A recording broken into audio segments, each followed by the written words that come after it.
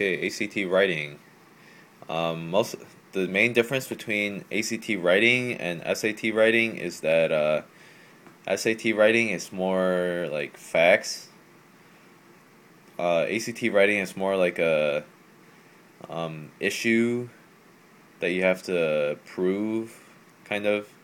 Like for instance, let's take a look at this one. Some high schools in the U.S. have considered creating separate classrooms for male and female students in subjects such as math and science.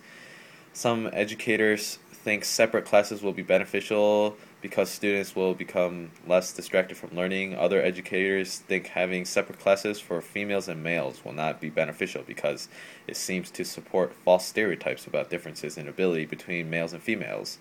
In your opinion, should high schools create separate classes for male and female students?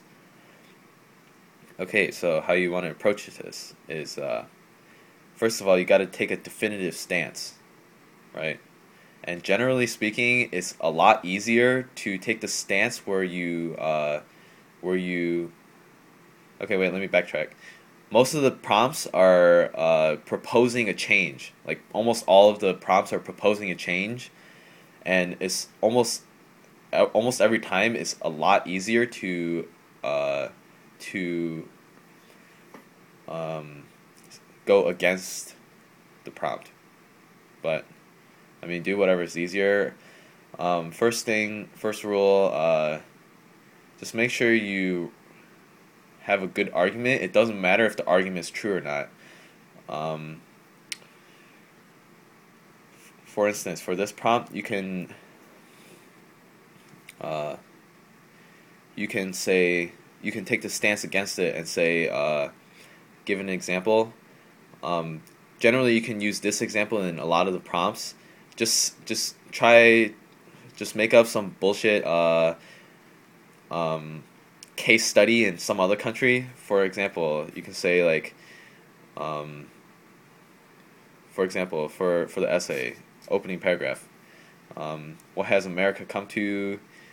Um, People are always concerned about taking civil liberties or whatever.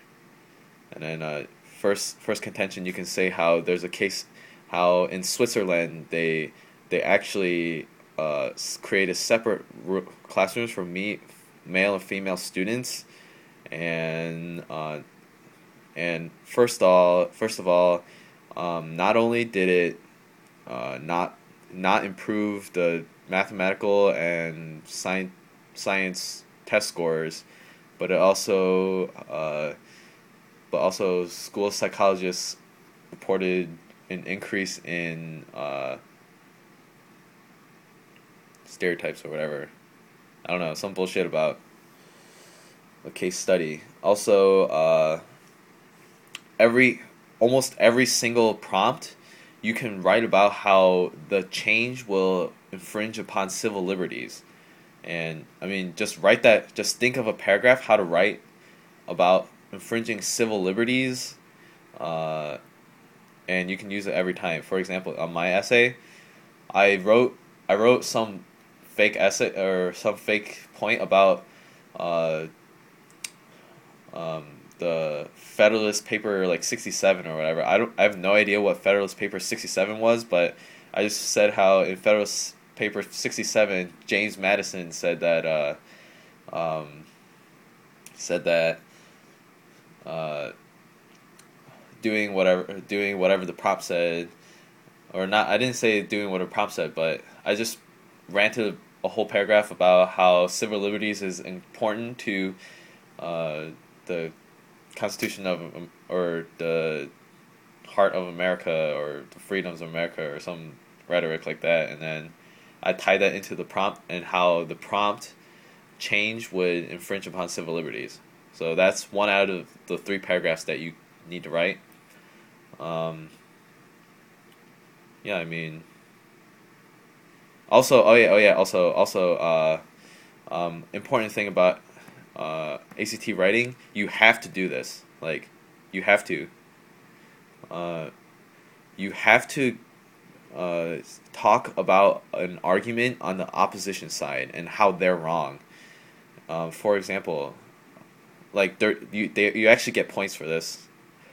For example, while the proponents of this change may argue blank, um, it is actually false.